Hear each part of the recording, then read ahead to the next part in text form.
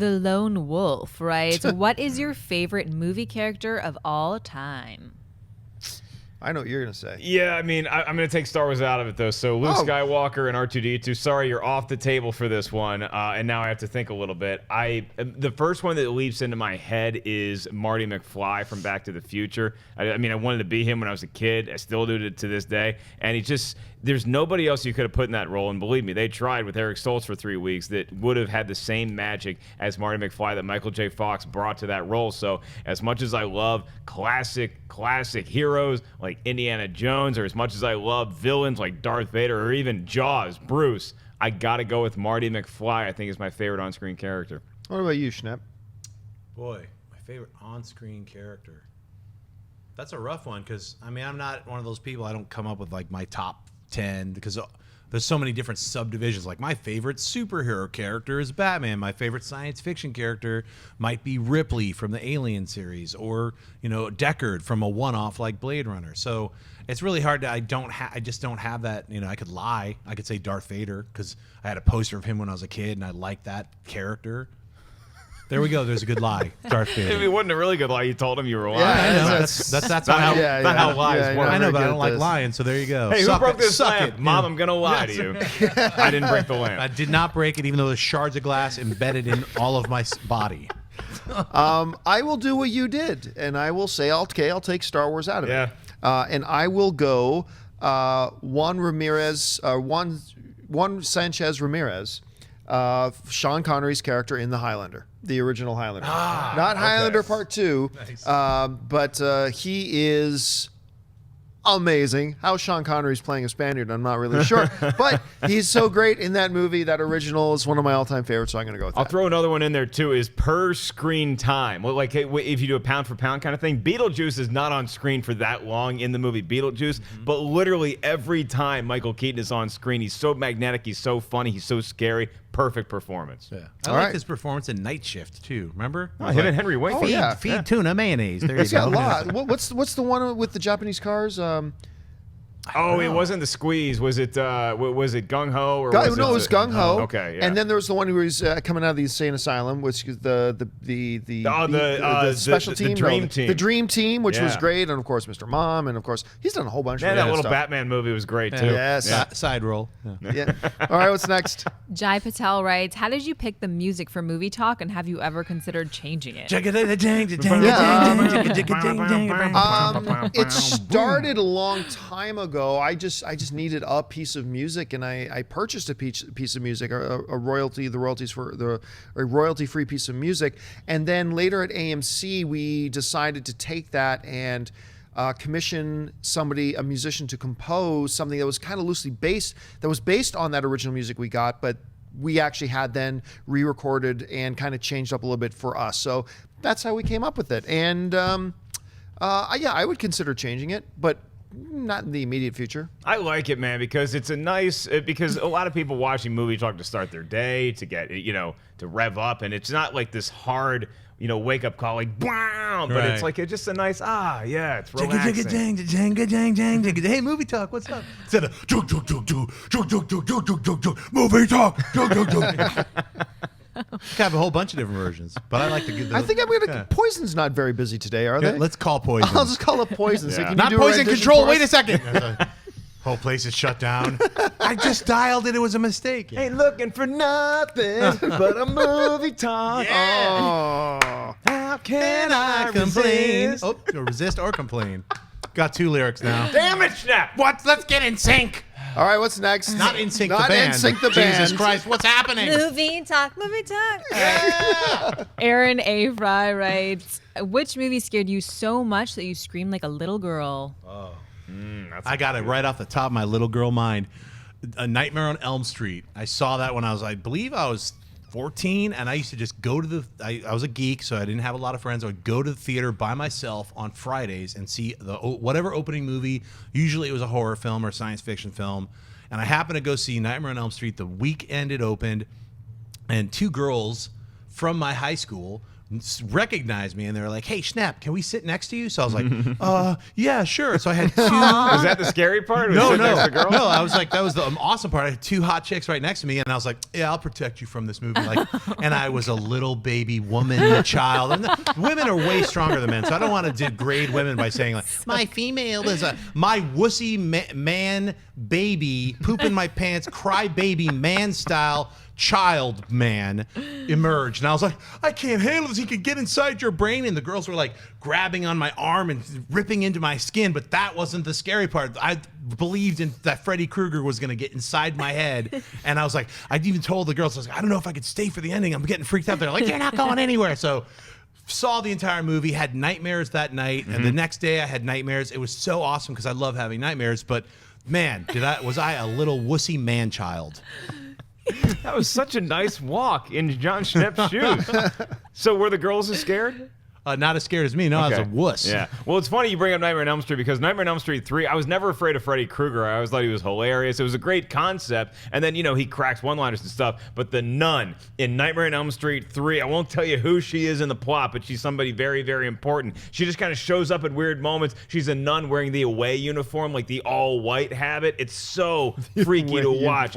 But the movie that gets me every time, it's still very hard for me to get through, is The Exorcist.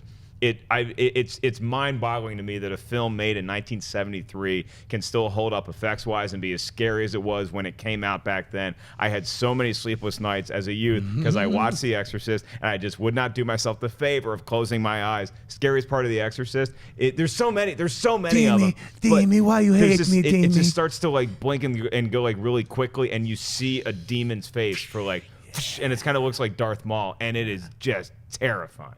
Pazuzu. I've Damn it, why never you scared screamed. to Alice? Come over here, Alice. Why you so Yeah, when scared he to turns into the Alice? mom. Why you hating me, Alice? Come over here. I've never screamed at a horror movie, but don't confuse that with a lack of terror. Like me, when I get really scared, it doesn't show on the outside. It all goes inside, which I think is even worse because it just starts to rip you to pieces. And for me, and it still is today, it's the original American Werewolf in London. With the first, I to this day I cannot watch that movie with the lights off.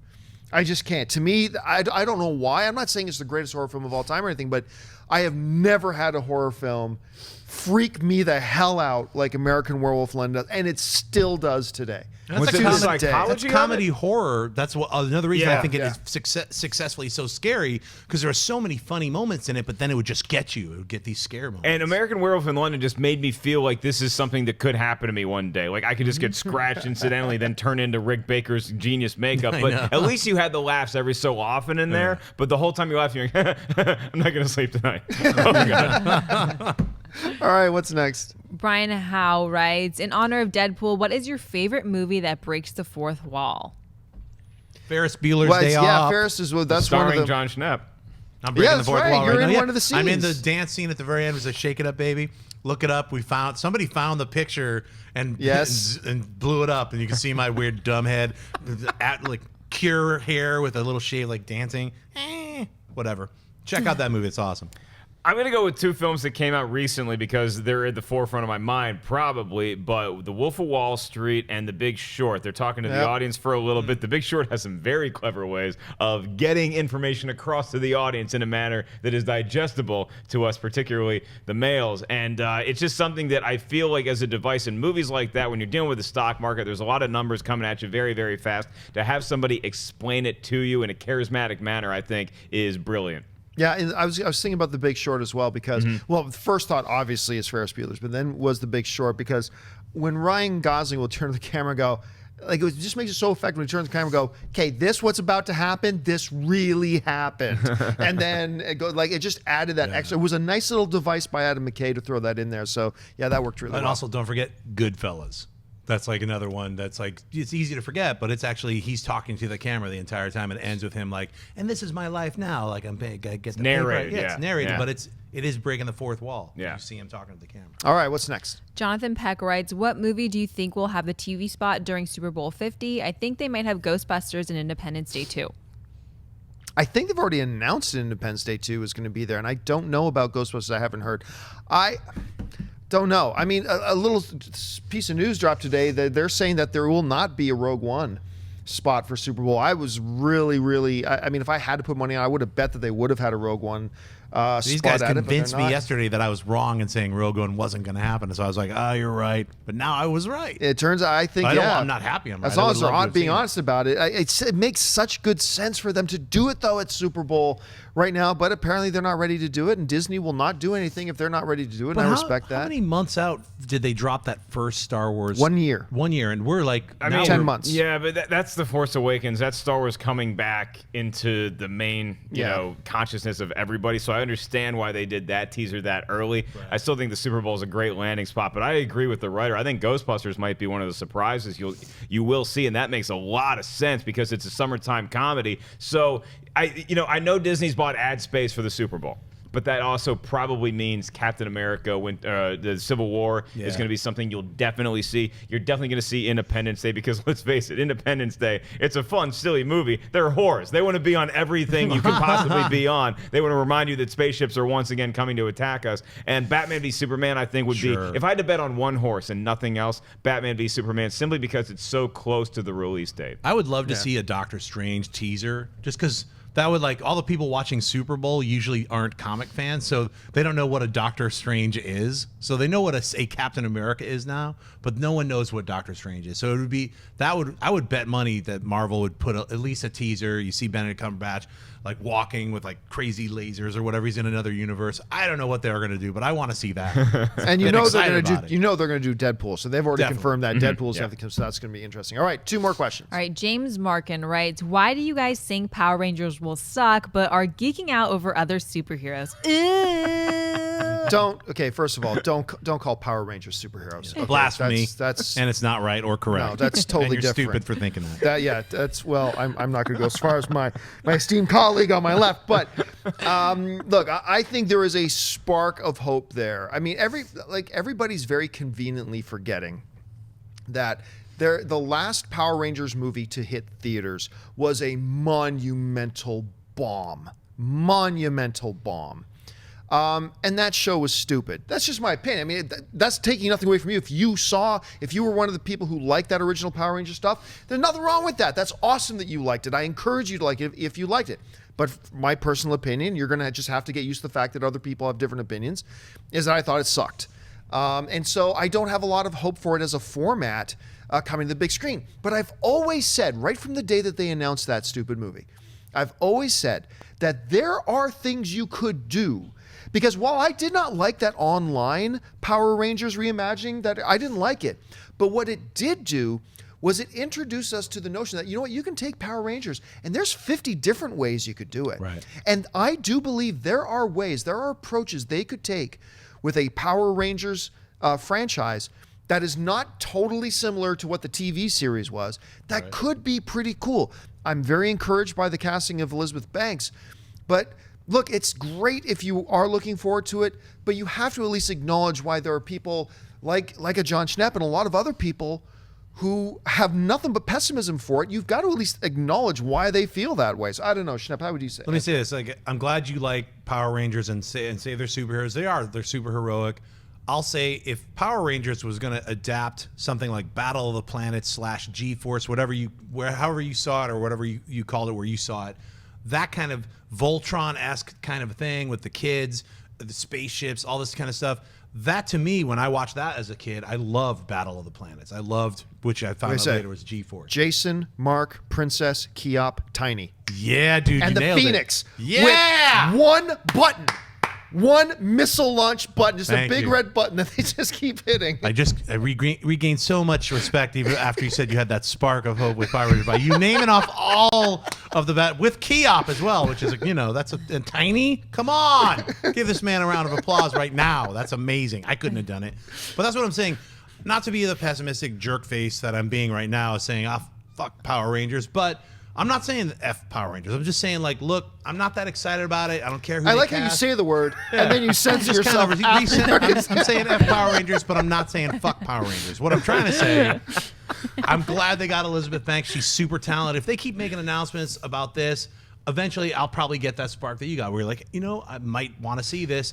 depending on what they do with the Power Rangers, it just missed me. I missed the boat on the series. I never got into it. It's like these high school kids who become these weird dudes in spandex who then form a robot or whatever. I like Ultraman. I like Battle of the Planet. So if they could get that sensibility into this, maybe they'll get my dumbass to enjoy it. But I don't count. It's you guys might love Power Rangers, and you should enjoy it. What you want is a really good Power Rangers movie. I just don't know if they can keep that 80s mentality. What do you think? Well, we don't know if they will or not. And here's the other thing to keep in mind, too. Let's keep this in mind.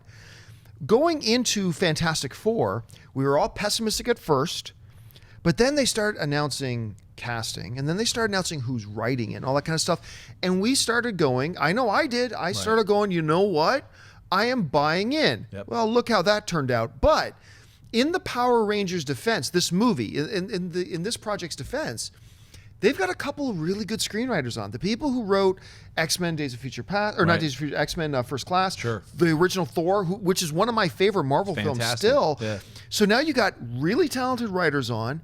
You're bringing in Elizabeth Banks. You know, I'm starting to get a little bit of that warming up like I did to Fantastic Four. Now, will it still turn out like Fantastic Four? It's like, should never have warmed up to it. I don't know. But, I mean, there is that there, too. Look, when news and information comes in here, we try to break it down and digest it in a semi-intelligent form. But sometimes it just goes back to you put all the science aside and you're just like, is it something that appeals to me? Whether it's because it was something you caught when you were a kid or something that really strikes you as an adult. As a child, I love Ninja Turtles. And as an adult, if I was just coming into meeting the Ninja Turtles, I don't know if I would care about them or not, but I would give my life for them because I grew up as a kid watching that cartoon and playing with those toys. Mighty Morphin Power Rangers, it just didn't hit me when I was a kid. I just thought it looked stupid, and I'm sorry about that. It just, maybe it was the production values were weak because it was a half-hour TV show. It just didn't fit for whatever reason. Same thing with comic books. I would pick up X-Men and love it. I could pick up Youngblood. I could pick up Shadowhawk and love these things, but then I pick up Fantastic Four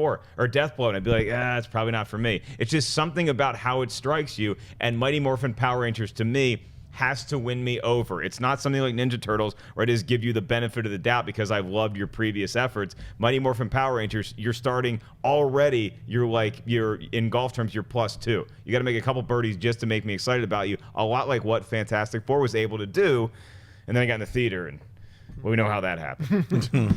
All right, last question of the day. Okay. Michael Sanders writes, what do you think of the idea of bringing back Gumby to the big screen? Gumby, damn it. Gumby. He sent this question that's 5 great. times, so I have to ask it. I love that if you've ever seen, I mean, this guy's probably tripping balls right now writing the question. Gumby is the most psychedelic series ever made. It is a trip. If you've never seen Gumby, just go on YouTube right now. Hey, Mr. Bill. Type up Gumby, and I dare you to watch like 4 of them without feeling like you're on acid. Oh no!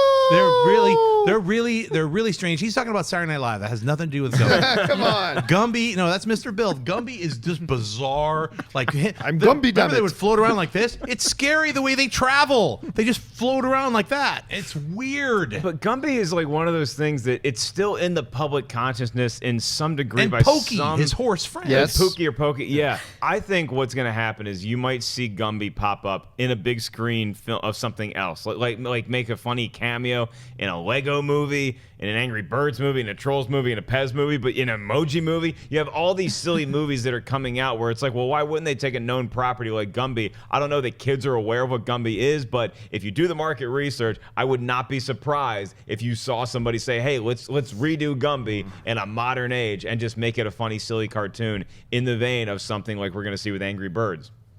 The answer is no. Well, I'll see myself out. But, oh my God. Look, if you haven't checked it, look up some old Saturday Night Live stuff that Eddie Murphy do. Like, absolutely do what Schnepp just said and look up Gumby proper. But then look up Eddie Murphy doing Gumby. Sure. It's I'm like Gumby, damn it. Gumby, Yeah. damn it. He was Yeah. so good as that. I mean, you talk about Chris Farley being one of the great SNL. Eddie Murphy is the greatest cast member in Saturday, and the most important in Saturday Night Live history. And Gumby was just one of the many things that he touched and turned to gold. Kill my landlord.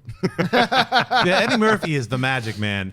I would love to see some kind of weird fusion of a Gumby. Make it animated, but make it freakish and psychedelic and scary. It could almost be like a horror movie, like somebody waking up in a cold sweat. I just dreamt of him again, like Freddy Krueger, only it's Gumby. He's inside your brain. That could be scary. I still think I'd prefer Mr. Bill. Mr. Bill would be awesome too. I would love to see Mr. Hey guys, if you like this clip, click here to watch the entire episode. Also, make sure you subscribe to our YouTube channel because it'll help you stay up to date with all the stuff we've got going on here at Collider.